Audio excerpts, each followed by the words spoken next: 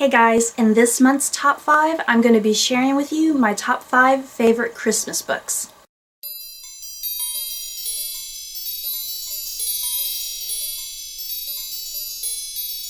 At number 5 is Lauren Willig's The Mischief of the Mistletoe, book 7 in the Pink Carnation series.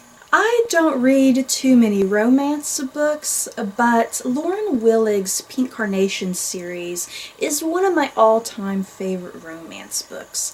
And the thing that I like about this series is that it's not so much just strictly all about the romance, but it takes place in Napoleonic England and also a bit in modern day England.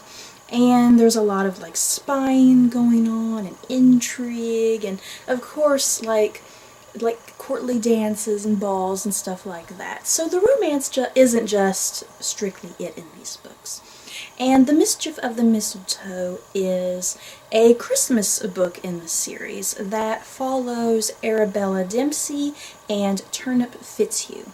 Arabella gets a job at a girls' school, and circumstances happen, and she runs into Turnip. Yes, that is his name, Turnip. I think it is a cute little name. And Turnip and Arabella, I think they're out somewhere, and they find this beautifully wrapped Christmas pudding, and inside is a French note with some type of cryptic clue in it. So obviously for a spy of some sort.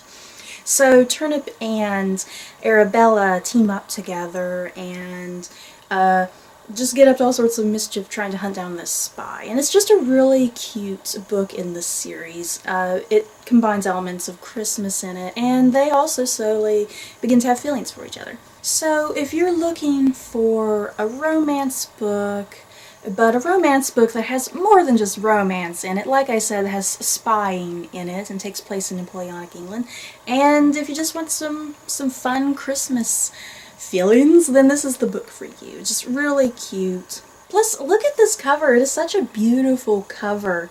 I love the mistletoe outlining, and then the girl is even holding mistletoe. So yeah, the cover itself is very Christmassy. At number 4, The Lion, the Witch, and the Wardrobe by C.S. Lewis. And yes, I am holding the big, huge, gigantic, complete Chronicles of Narnia, but the one story in here that has very Christmassy undertones to it is The Lion, the Witch, and the Wardrobe, I think. For one thing, Narnia is clouded in this eternal winter. The White Witch has cursed the place to be under eternal winter. And so there's lots of elements of just the kids trekking through the snow, and they even meet Santa Claus at one point in this, and they receive their weapons that help them to fight the final battle at the end.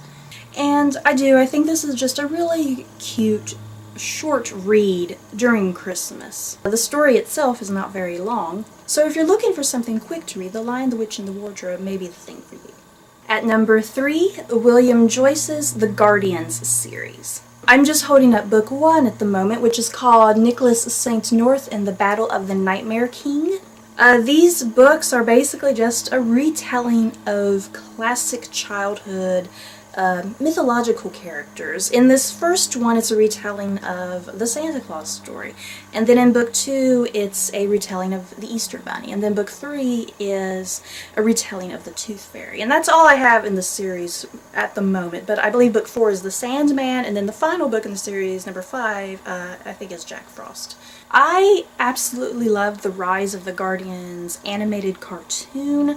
That was just so amazing, and the cartoon actually got me very interested to read these books. And these books are quite a bit different from the cartoon, so don't expect to go into these books expecting every single little thing to be just like the cartoon, because it's not. There's a lot of huge differences between the two. But what is retained is these retellings of these characters, which is very interesting and intriguing. But yeah, like the cartoon, the basic premise is that all of these characters have to unite to battle the Nightmare King Pitch. This series is just such a unique look at these characters. These characters are not anything like what you traditionally expect them to be. Santa Claus, for instance, or Saint North as he's called, He's like this swashbuckling kind of Russian rogue.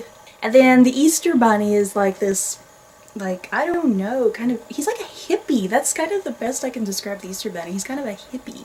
And then the Tooth Fairies is like this really badass warrior chick. So if you're looking for some unique retellings of these types of characters, especially Santa Claus, then these are really great holiday reads as well. At number 2 is Kringle by Tony Abbott, and this is a retelling of the Santa Claus story about a boy named Kringle.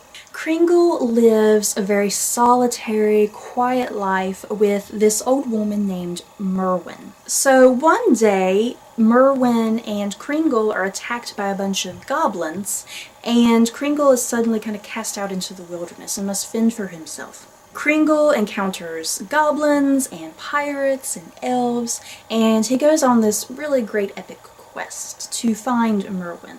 I really love this book. I've not read it in quite a long time. I can't summarize it too well. I'm kind of just looking at the back of the book just to give you a general synopsis. But I do remember enjoying this book so much. I've definitely read it about 3 times. But yeah, like I said, I've read them I read it a long time ago. I can't remember all the details.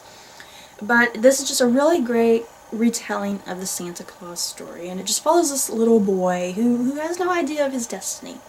Plus, this cover, you guys, it is gorgeous. I love this flying reindeer. And there's just so much detail in this cover. Just a lot of Christmassy elements to it. So yeah, like the Guardians series, this is very much like the Guardians series. I remember when I was reading the Guardians, I was like, this is kind of like Kringle. And it has illustrations in it too, just like the Guardians books. And at number 1, you guys, you've probably guessed it, it is the Harry Potter series by J.K. Rowling. Now, you all are probably thinking, Harry Potter has nothing to do with Christmas. Christmas is only like 1 or 2 chapters every single book. Yes, I know, but just because of those 1 or 2 chapters in each book, the Harry Potter series still feels very Christmassy to me. I don't know what it is, just, yeah, there's only 1 or 2 chapters that deal with Christmas, but you get these really great scenes with snow, and the kids going through the snow, and then they all give presents to each other. They're witches and wizards in this castle. It just all sounds so Christmassy. And I think the book in the series that really gives me these Christmas feels is the Sorcerer's Stone. Harry comes from this horrible life, and he gets thrown into this magical world and meets all these new friends and encounters enemies, and he learns spells.